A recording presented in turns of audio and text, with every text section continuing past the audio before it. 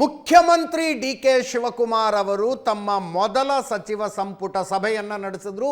ಅದಾದ ನಂತರ ಮುಖ್ಯಮಂತ್ರಿ ಡಿ.ಕೆ. ಶಿವಕುಮಾರ್ ಅವರು ತಮ್ಮ ಮೊದಲ ಪತ್ರಿಕಾಗೋಷ್ಠಿಯನ್ನು ನಡೆಸಿ 6 ಘೋಷಣೆಗಳನ್ನು ಮಾಡಿದ್ದಾರೆ. ಉಚಿತ ಬಸ್ ಪಾಸ್ ವಿದ್ಯಾರ್ಥಿನಿಯರಿಗೆ ಇತ್ತು, ಅದನ್ನು ಎಲ್ಲ ವಿದ್ಯಾರ್ಥಿನಿಯರಿಗೆ ಎಲ್ಲರಿಗೂ ಘೋಷಣೆ ಮಾಡಿದ್ದಾರೆ. KPCCಗೆ ಬಂದಿದ್ದಾರೆ, KPCC ಕಚೇರಿಗೆ ಬಂದಿದ್ದಾರೆ. ನೆನಪಿರಲಿ, ಅವರು ತಮ್ಮ KPCC ಅಧ್ಯಕ್ಷ ಸ್ಥಾನಕ್ಕೆ ಇವತ್ತು ರಾಜೀನಾಮೆ ಕೊಟ್ಟಿದ್ದಾರೆ. ಹೊಸದಾಗಿ AICC BK ಹರಿಪ್ರಸಾದ್ರನ್ನು KPCC ಅಧ್ಯಕ್ಷರನ್ನಾಗಿ ನೇಮಕ ಮಾಡಿದೆ. ಒಂದು ಫ್ರೀ ಬಸ್ ಪಾಸ್, ಖಾಸಗಿ ಸಂಸ್ಥೆಗಳಿಗೆ ಉದ್ಯೋಗಿಗಳನ್ನು ಒದಗಿಸುವುದಕ್ಕೆ ಒಂದು ಎಂಪ್ಲಾಯ್ಮೆಂಟ್ ಎಕ್ಸ್ಚೇಂಜ್ ಕಚೇರಿಯನ್ನು, ಫೆಸಿಲಿಟಿಯನ್ನು ಸರ್ಕಾರದಿಂದ ಶುರು ಮಾಡುವ ಘೋಷಣೆಯನ್ನು ಮಾಡಿದ್ದಾರೆ.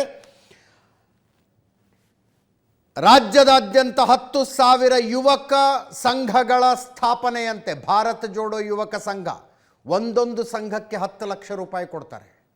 ಪ್ರತಿ ಗ್ರಾಮ ಪಂಚಾಯತಿಗೆ ಒಂದು ಸಂಘ, 10,000 ಸಂಘಗಳನ್ನು ಮಾಡಬೇಕು ಅಂದ್ಕೊಂಡಿದ್ದಾರೆ. 10,000 ಕೋಟಿ ಆಗುತ್ತೆ ಟೋಟಲ್ ಬಜೆಟ್. 2,500 ಅಡಿ ತನಕದ ಕಟ್ಟಡಗಳಿಗೆ OCCC ಇಲ್ಲದೆಯೇ ವಿದ್ಯುತ್ ಸಂಪರ್ಕ ಕೊಡ್ತೀವಿ ಅಂದರು. B ಖಾತಾದಿಂದ A ಖಾತಾಕ್ಕೆ ವರ್ಗಾವಣೆ ಮಾಡುವ ಅವಕಾಶವೊಂದನ್ನು ಬೆಂಗಳೂರು ನಗರಕ್ಕೆ ಕೊಟ್ಟಿದ್ದರು. ಅದನ್ನು ರಾಜ್ಯದಾದ್ಯಂತ ವಿಸ್ತರಣೆ ಮಾಡಿದ್ದಾರೆ. ಬೆಂಗಳೂರಿನಲ್ಲಿ ರಸ್ತೆ ನಿರ್ಮಾಣಕ್ಕೆ 2,000 ಕೋಟಿ ರೂಪಾಯಿ. ಇದು ಈಗಾಗಲೇ ಎಕ್ಸಿಸ್ಟಿಂಗ್ ಇರುವ ರಸ್ತೆ ಕಾಮಗಾರಿಗಳನ್ನು ಹೊರತುಪಡಿಸಿ ಹೊಸ ಕಾಮಗಾರಿಗಳನ್ನು ಮಾಡ್ತಾರಂತೆ. ಇಷ್ಟು ಘೋಷಣೆಗಳನ್ನು ಮುಖ್ಯಮಂತ್ರಿ ಡಿ.ಕೆ. ಶಿವಕುಮಾರ್ ಅವರು ತಮ್ಮ ಮೊದಲ ಪತ್ರಿಕಾಗೋಷ್ಠಿಯಲ್ಲಿ ಮಾಡಿದ್ದಾರೆ. ಇವತ್ತಿನ ಇಡೀ ದಿನದ ಸುದ್ದಿಗಳ ಪೈಕಿ ಪ್ರಮುಖ ಸುದ್ದಿಯೇ ಡಿ.ಕೆ. ಶಿವಕುಮಾರ್ ಅವರು ರಾಜ್ಯದ 24ನೇ ಮುಖ್ಯಮಂತ್ರಿಯಾಗಿ ಪ್ರಮಾಣ ವಚನ ಸ್ವೀಕರಿಸಿದ್ರು ಅನ್ನುವಂಥದ್ದು. ಇವತ್ತಿನ ದಿನ ಮುಹೂರ್ತ ಕೂಡ ನಿಗದಿಯಾಗಿತ್ತು. ಬೆಳಗ್ಗೆಯಿಂದ ಬಿಡುವಿಲ್ಲದ ಕಾರ್ಯಗಳು ಡಿ.ಕೆ. ಶಿವಕುಮಾರರಿಗೆ. ವಿಶೇಷ ಅಂತಂದರೆ 3 ಜನ ಮಾಸ್ ಲೀಡರ್ಗಳ ಮನೆಗಳಿಗೆ ಹೋಗಿ ಆಶೀರ್ವಾದ ಮತ್ತು ಶುಭ ಹಾರೈಕೆ ಪಡೆದರು ಡಿ.ಕೆ. ಶಿವಕುಮಾರ್. ಸಿದ್ದರಾಮಯ್ಯನವರ ಮನೆಗೆ ಹೋಗಿ ಆಶೀರ್ವಾದ ಪಡೆದರು, ಅದು ನಿರೀಕ್ಷಿತ. ಯಡಿಯೂರಪ್ಪನವರ ಮನೆಗೆ ಹೋದರು, ಮಾಜಿ ಮುಖ್ಯಮಂತ್ರಿ ಯಡಿಯೂರಪ್ಪನವರ ಮನೆಗೆ ಹೋದರು, ಮಾಜಿ ಪ್ರಧಾನಿ ದೇವೇಗೌಡರ ಮನೆಗೆ ಹೋದರು.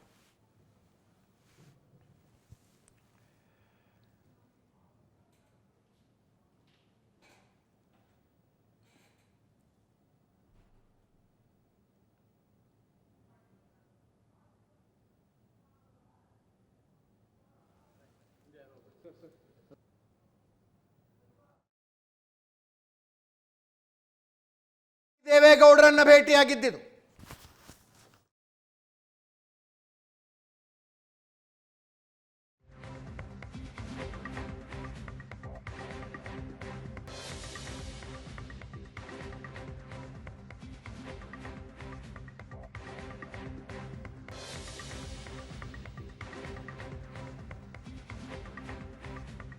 A good gesture.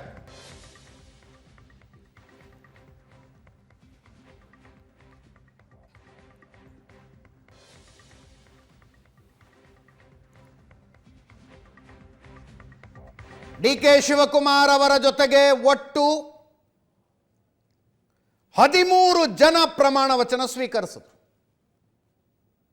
DK. Shivakumar ಸೇರಿದಂತೆ 14 ಜನ.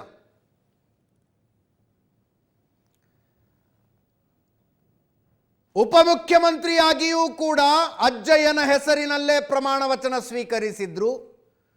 ಮುಖ್ಯಮಂತ್ರಿಯಾಗಿ ಕೂಡ ತಮ್ಮ ಆರಾಧ್ಯ ದೈವ ಅಜ್ಜಯ್ಯನ ಹೆಸರಿನಲ್ಲೇ ಪ್ರಮಾಣ ವಚನ ಸ್ವೀಕರಿಸಿದ್ರು. ಉಪಮುಖ್ಯಮಂತ್ರಿಯಾಗಿ ಡಾಕ್ಟರ್ ಜಿ. ಪರಮೇಶ್ವರ್,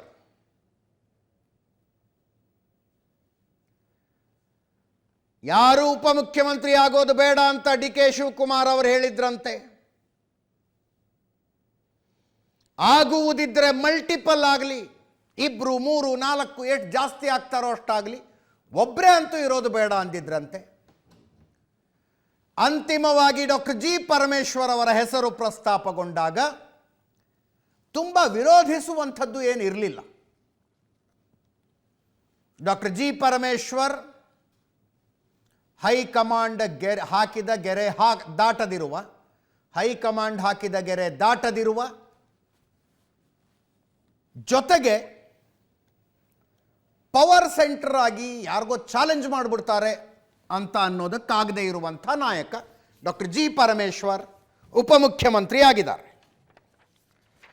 ಉಳಿದಂತೆ ಮೊದಲ ಹಂತದ ಈ ಸಚಿವ ಸಂಪುಟದಲ್ಲಿ ಹೊಸತನ ಅನ್ನುವಂಥದ್ದೇನೂ ಇಲ್ಲ. ತುಂಬ ಚರ್ಚೆಗಳಾಗಿದ್ವು. ಹೊಸ ಮುಖಗಳು ಬೇಕು, ಫ್ರೆಶ್ ಕ್ಯಾಬಿನೆಟ್ ಬೇಕು ಅಂತ ಡಿ ಕೆ ಶಿವಕುಮಾರ್ ಅವರ ಆಲೋಚನೆ, ಜೊತೆಗೆ ಹೈಕಮಾಂಡ್ ಆಲೋಚನೆ ಕೂಡ ಹಾಗೆ ಇದೆ ಅಂತ ತುಂಬ ಚರ್ಚೆಗಳಾಗಿದ್ವು. ಡಾಕ್ಟರ್ ಯತೀಂದ್ರ ಬಿಟ್ಟರೆ ಉಳಿದವರೆಲ್ಲರೂ ಈ ಹಿಂದೆ ಒಂದಲ್ಲ ಒಂದು ಅಧಿಕಾರದಲ್ಲಿದ್ದವರೇ. ಡಾಕ್ಟರ್ ಯತೀಂದ್ರ ಮೊಟ್ಟ ಮೊದಲ ಸಲ ಮಂತ್ರಿಯಾಗಿ ಪ್ರಮಾಣ ವಚನ ಸ್ವೀಕರಿಸಿದ್ರು. ಸಿದ್ದರಾಮಯ್ಯನವರು ಮುಖ್ಯಮಂತ್ರಿಯಾಗಿದ್ದಾಗ ಸ್ಪೀಕರ್ ಆಗಿದ್ದ UT ಖಾದರ್ ಮರಳಿ ಮಂತ್ರಿಮಂಡಲಕ್ಕೆ ಬಂದಿದ್ದಾರೆ. ಬಿಟ್ಟರೆ ಇನ್ನುಳಿದ 11 ಜನ ಸಿದ್ದರಾಮಯ್ಯನವರ ಕ್ಯಾಬಿನೆಟ್ನಲ್ಲಿ ಇದ್ದವರೇ. ಒಟ್ಟು 33 ಸಚಿವರನ್ನು ಮಾಡಿಕೊಳ್ಳೋದಕ್ಕೆ ಮುಖ್ಯಮಂತ್ರಿಗಳಿಗೆ ಅವಕಾಶ ಇದೆ. 13 ಈಗಾಗಿದೆ, ಇನ್ನು 20 ಆಗಬೇಕು. ಆ 20ರಲ್ಲಿ ಹೊಸ ಮುಖಗಳಿಗೆ ಅವಕಾಶ ಸಿಗುತ್ತಾ? ಆ 20 ಜನ ಬಂದು ಸೇರಿಕೊಂಡಾಗ ಈ ಕ್ಯಾಬಿನೆಟ್ಗೊಂದು ಫ್ರೆಶ್ನೆಸ್ ಬರುತ್ತಾ ನೋಡೋಣ. ಡಿ ಕೆ ಶಿವಕುಮಾರ್ ಅಜ್ಜಯ್ಯನ ಹೆಸರಿನಲ್ಲಿ ಪ್ರಮಾಣ ವಚನ, doctor Parameshwar doctor BR Ambedkar ಹೆಸರಿನಲ್ಲಿ ಪ್ರಮಾಣ ವಚನ ಸ್ವೀಕರಿಸಿದ್ರು. ಉಳಿದಂತೆ KH Muniyappa, KJ George, MB Patil, Ramalinga Reddy, Satish Jarkiholi, Krishna Byregowda, Priyank Kharge, UT Khader, Eshwar Khandre, Yathindra Siddaramaiah, Byrathi Suresh, Sharan Prakash Patil, ಇಷ್ಟು ಜನ ಇವತ್ತು ಸಚಿವರಾಗಿ ಪ್ರಮಾಣ ವಚನ ಸ್ವೀಕರಿಸಿದರು.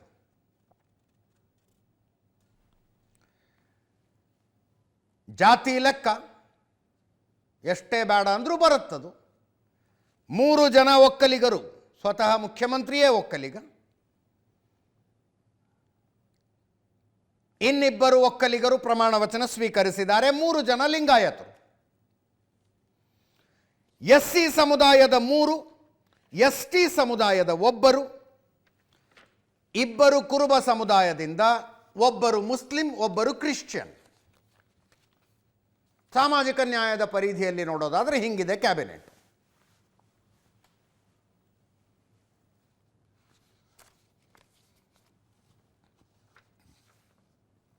ಅನೇಕ ಗಣ್ಯರ ಸಮ್ಮುಖದಲ್ಲಿ ನಡೆದ ಪ್ರಮಾಣ ವಚನ ಸ್ವೀಕಾರ ಸಮಾರಂಭ ಇದು.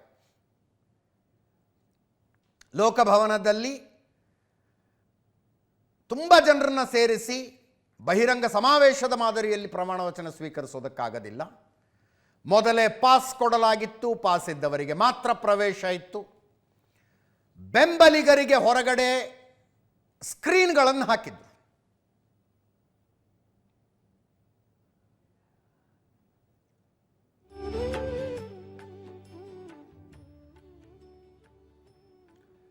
ರಾಹುಲ್ ಗಾಂಧಿ, ಮಲ್ಲಿಕಾರ್ಜುನ ಖರ್ಗೆ, KC ವೇಣುಗೋಪಾಲ್, ರಣದೀಪ್ ಸಿಂಗ್ ಸುರ್ಜೇವಾಲಾ ನಸುಕಿನ ಜಾವ ದಿಲ್ಲಿಯಿಂದ ಹೊರಟು ಬೆಂಗಳೂರಿಗೆ ಸ್ಪೆಷಲ್ ಫ್ಲೈಟ್ನಲ್ಲಿ ಬಂದಿಳಿದ್ರು. ಡಿ ಕೆ ಶಿವಕುಮಾರ್, ಸಿದ್ದರಾಮಯ್ಯನವರು, ಡಾಕ್ಟರ್ ಪರಮೇಶ್ವರ್ ಎಲ್ಲ ಹೋಗಿ ಅವ್ರನ್ನ ರಿಸೀವ್ ಮಾಡಿಕೊಂಡ್ರು. ಇವತ್ತಿನ ದಿನಕ್ಕೆ ಅಂತ ವಿಶೇಷ ರೇಷ್ಮೆ ಬಟ್ಟೆ ಹೊಲಿಸ್ಕೊಂಡಿದ್ರು ಡಿ ಕೆ ಶಿವಕುಮಾರ್ ಅವರು. ಕೇಸರಿ, ಬಿಳಿ, ಹಸಿರು ಶಲ್ಲೆಯನ್ನೊಳಗೊಂಡಂಥದ್ದು. ಏರ್ಪೋರ್ಟ್ನಲ್ಲಿ ಅದನ್ನು ರಾಹುಲ್ ಗಾಂಧಿ, ಸಿದ್ದರಾಮಯ್ಯನವರು ಆಶ್ಚರ್ಯದಿಂದ ಮುಟ್ಟಿ ನೋಡಿ ಕೇಳಿದ್ರು.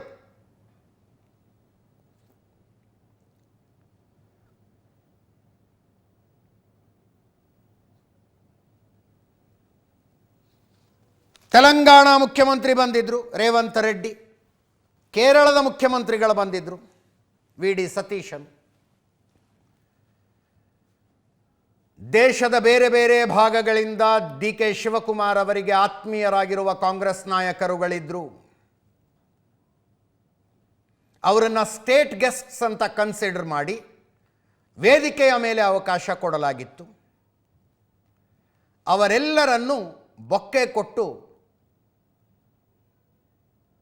ಡಿ ಕೆ ಶಿವಕುಮಾರ್ ಅವರು ಧನ್ಯವಾದ ಹೇಳಿದ್ರು. ನೊಣವಿನಕೆರೆ ಅಜ್ಜಯ್ಯನ ಫೋಟೋ ವೇದಿಕೆಯ ಮೇಲಿತ್ತು. ಇವತ್ತು ಇಡೀ ದಿನ ನೊಣವಿನಕೆರೆ ಅಜ್ಜಯ್ಯನ ಡಿ ಕೆ ಶಿವಕುಮಾರ್ ಬಿಟ್ಟು ಓಡಾಡಿಲ್ಲ. ಬೇರೆ ಬೇರೆ ಸಮುದಾಯಗಳ ಸ್ವಾಮೀಜಿಗಳು, ಮೌಲ್ವಿಗಳು, ಫಾದರ್ಗಳು, ಹೀಗೆ 55 ಜನರಿಗೆ ವಿಶೇಷ ಆಹ್ವಾನ ಹೋಗಿತ್ತು. ಅವರ ಪೈಕಿ ಬಹುತೇಕರ ಕಾರ್ಯಕ್ರಮಕ್ಕೆ ಸಾಕ್ಷಿಯಾದರು.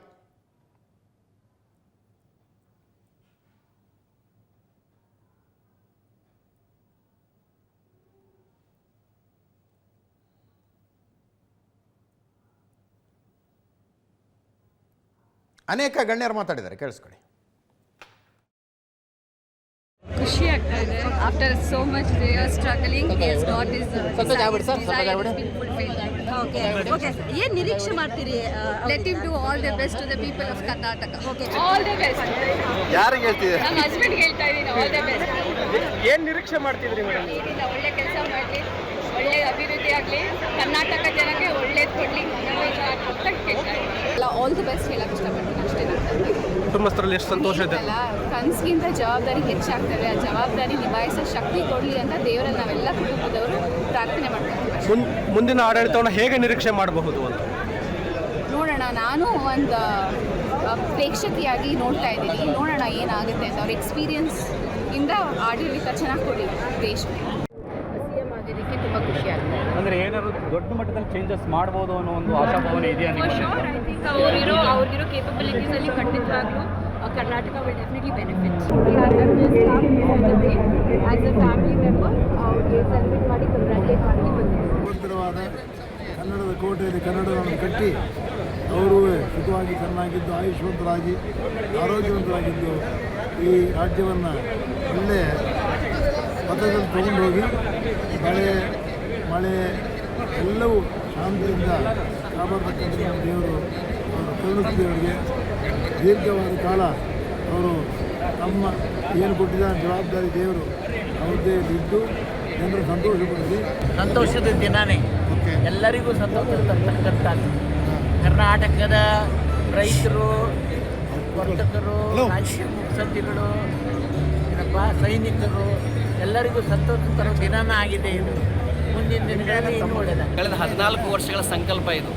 2012ರಲ್ಲಿ ನಾವು ಮೊಟ್ಟ ಮೊದಲ ಬಾರಿಗೆ ಕನಕೋತ್ಸವವನ್ನು ಆರಂಭ ಮಾಡಿದ್ದೀವಿ. ಅಲ್ಲಿ ಸಂಕಲ್ಪ ಮಾಡಿದ್ದೀವಿ ಮುಂದಿನ ದಿನಗಳಲ್ಲಿ ನಾಡಿನ ದೊರೆ ಆಗಬೇಕು ಅಂತ ಹೇಳಿ. ದೊಡ್ಡದ ಆಲಳಿ ತುಂಬ ಜನರ ಆಸೆ ಇರುತ್ತೆ ತಮ್ಮ ಜೀವಮಾನದ ಅತಿ ದೊಡ್ಡ ಸಾಧನೆಯನ್ನು ಮಾಡುವಾಗ ಹೆತ್ತವರು ಸಾಕ್ಷಿಯಾಗಬೇಕು ಅದಕ್ಕೆ ಅಂತ. ಹೆತ್ತವರ ಸಮ್ಮುಖದಲ್ಲಿ ಕೆಲವರಿಗೆ ಮಾತ್ರ ಆ ಸೌಭಾಗ್ಯ ಸಿಗೋದು. ಅಪ್ಪ ಅಮ್ಮ ನೋಡಬೇಕು. ಅದರಲ್ಲೂ ಅಮ್ಮ ನೋಡುವಷ್ಟು ಖುಷಿ ಇದೆಯಲ್ಲ, nothing like that. D K Shivakumar ಅವರು ಮನೆಯಲ್ಲಿ ತಾಯಿ ಆಶೀರ್ವಾದ ಪಡೆದ್ರು, ತಾಯಿಯ ಸಮ್ಮುಖದಲ್ಲಿ ಪ್ರಮಾಣ ವಚನ ಸ್ವೀಕರಿಸಿದ್ರು. ಬಹಳ ಜನರಿಗೆ ಈ ಸೌಭಾಗ್ಯ ಸಿಗೋದಿಲ್ಲ.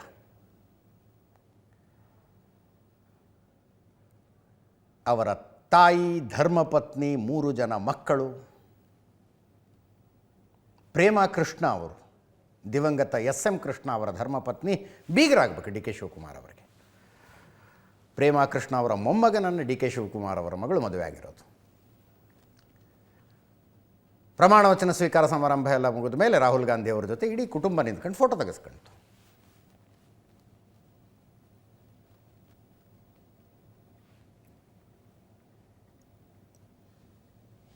ಇದಾದ ಮೇಲೆ ಡಿ ಕೆ ಶಿವಕುಮಾರ್ ಅವರು ವಿಧಾನಸೌಧಕ್ಕೆ ಬಂದರು.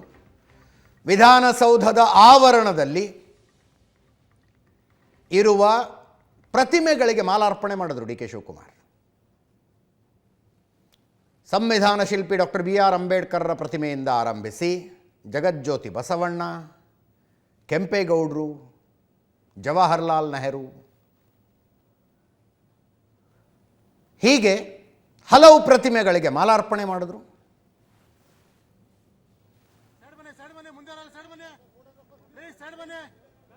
ಗಾಂಧಿ ಪ್ರತಿಮೆಗೆ,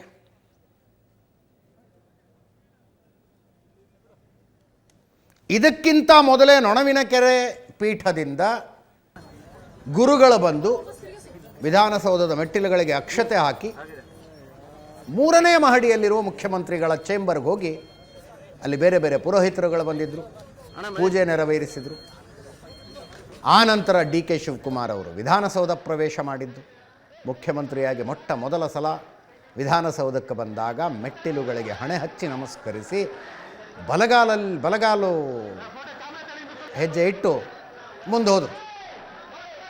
ವಿಧಾನಸೌಧವನ್ನು ಬಲಗಾಲಿಟ್ಟು ಪ್ರವೇಶಿಸಿದರು.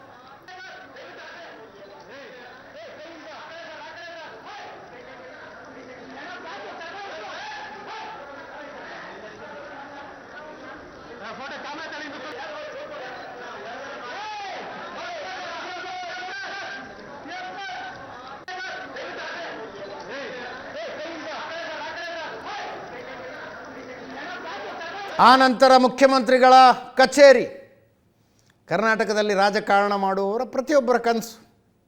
ವಿಧಾನಸೌಧದ 3ನೇ ಮಹಡಿ.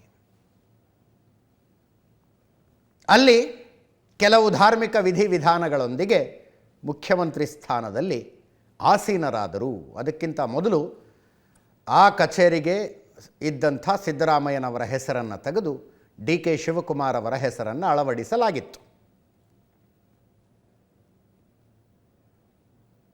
ಇಷ್ಟೇ ಅಧಿಕಾರ ರಾಜಕಾರಣ ಅಂದರೆ ಹೀಗೆ.